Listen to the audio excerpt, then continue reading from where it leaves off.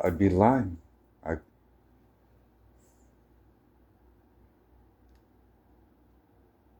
I am Jewish, but I'd be lying.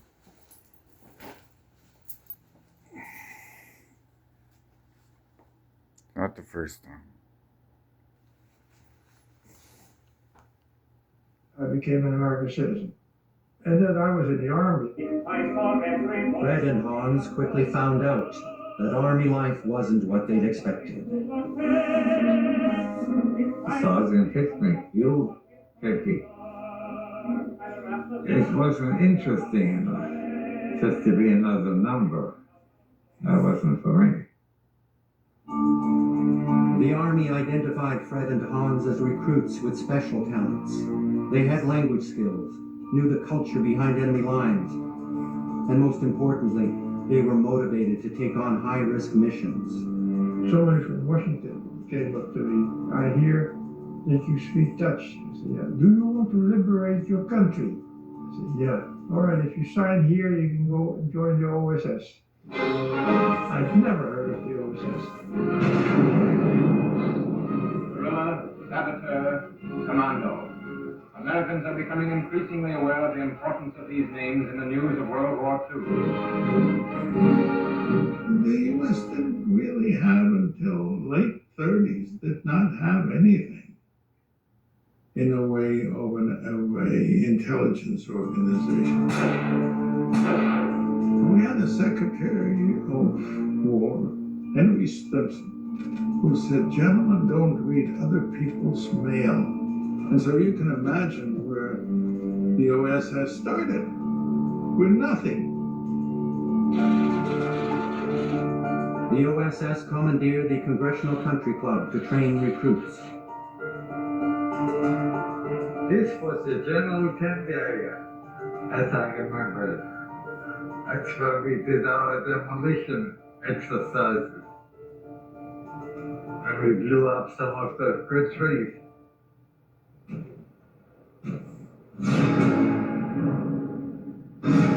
These were the Dirty Dozen of the day. A motley crew of men from all walks of life. German refugees, a Luftwaffe pilot, a butcher. One guy said it perfectly. This is the craziest group of men I've ever been with. And they also shared a common passion of striking back at Nazi Germany. They took us, trained us in small arms. The lieutenant, he got us up in the morning. He said, the only thing you have to know is this. That is to have a gun in your hand and aim it at a German and do this. That's all the training I'm going to give you. Vezi cum mă gătește la acolo, mai așa.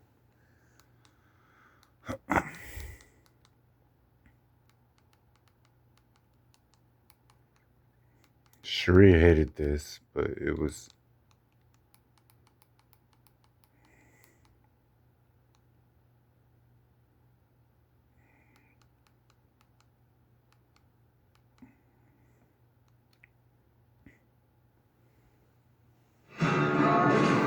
Let her bike. It's a way of life. It's taking on the day.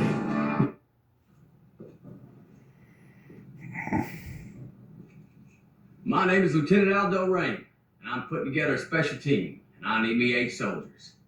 8 Jewish American soldiers. Now, y'all might have heard rumors about the Armada happening soon. Well, we'll be leaving a little earlier. We're going to be dropped into France, dressed as civilians. Once we're in enemy territory, as a bushwhacking guerrilla army, we're going to be doing one thing, and one thing only. Killing Nazis. Now, I don't know about y'all, but I sure as hell didn't come down from the goddamn Smoky Mountains, cross 5,000 miles of water, fight my way through half of Sicily, and jump out of a fucking aeroplane to teach the Nazis lessons in humanity. Nazi ain't got no humanity. They're the foot soldiers of a Jew-hating, mass-murdering maniac, and they need to be destroyed. That's why any and every sumbitch we find wearing a Nazi uniform, they're gonna die. Yes, sir! Now, I'm the direct descendant of the mountain man Jim Bridger. That means I got a little engine in me. And our battle plan will be that of an Apache resistance. we will be cruel to the Germans. And through our cruelty, they will know who we are. And they will find the evidence of our cruelty in the disemboweled, dismembered, and disfigured bodies of their brothers we leave behind us. And the German won't be able to help themselves. But imagine the cruelty their brothers endured at our hands, and our boot heels, and the edge of our knives. And the German will be sickened by us. And the German will talk about us. And the German will fear us. And when the German closes their eyes at night, and they're tortured by their subconscious for the evil they have done, it will be with thoughts of us that they are tortured with. Sound good? Yes, sir! That's what I like to hear. But I got a word of warning for all you would-be warriors. You join my command, you take on Devitt. And Devitt, you owe me, personally. Each and every man under my command owes me 100 Nazi scalps. And I want my scalps. And all y'all will get me 100 Nazi scalps, taken from the heads of 100 dead Nazis. Or you will die trying.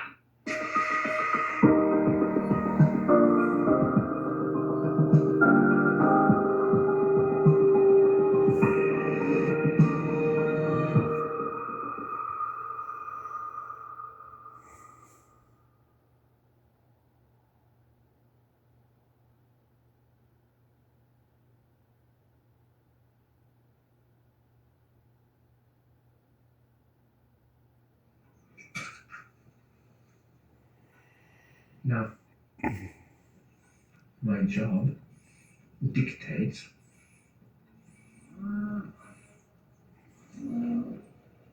that I must have my men enter your home and conduct a thorough search before I can officially cross your family's name off my list. And if there are any irregularities to be found, rest assured there will be. That is unless you have something to tell me that makes the conducting of a search unnecessary.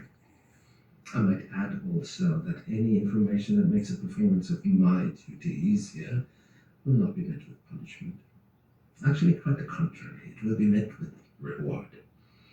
And that reward will be your family will cease to be harassed in any way by the German military during the rest of our occupation of your country.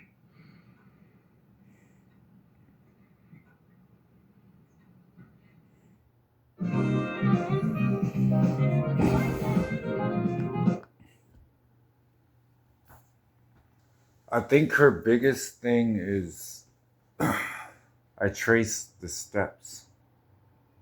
So I might be on this side for a bit to trace it. What side I'm on? God's side. How it gets done? He's not really in the mood of really playing anymore. He's pretty fed up. I'm trying to placate him and make him happy, but if you're not getting it, you're not getting it. If you keep switching back and forth and back and forth and back and forth, then he's going to send me and I'll switch back and forth, back and forth and back and forth and track you. So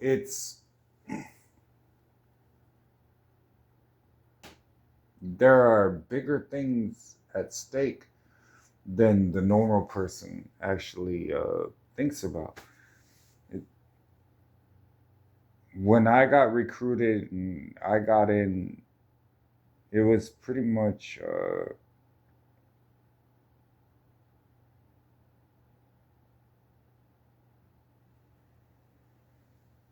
let me teach you this Christianity thing first, and then now let's go do some work. So it was and I got promoted and promoted and promoted and promoted and promoted and promoted. And it wasn't based on valor, beatings.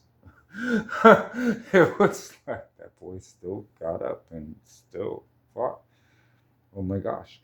But during those beatings, I learned so much. I was like, so this is how you're going to beat me. Like, usually I would just keep my head down, just take the beating. Be like, all right, bet. And then it was kind of, all right, well, Now I'm kind of fearless about it. Like you just did the worst thing you could have ever done. It's put hands on me and beat me. That just alleviated so much fear and made me so much stronger. Just keep doing it, then fine. Because one day it's gonna happen, and then today's that day. So we're all over the place. Like we will show up in a moment.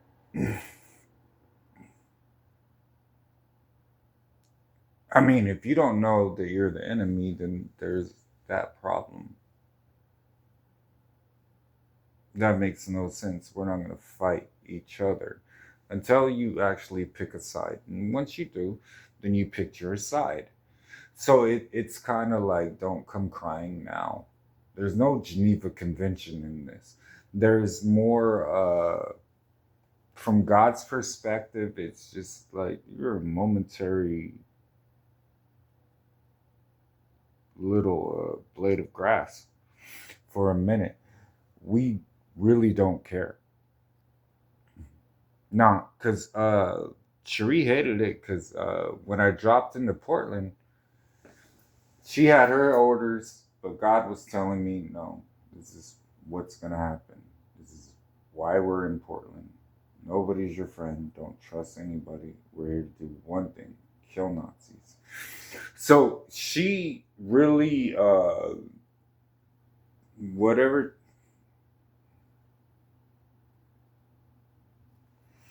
Amen.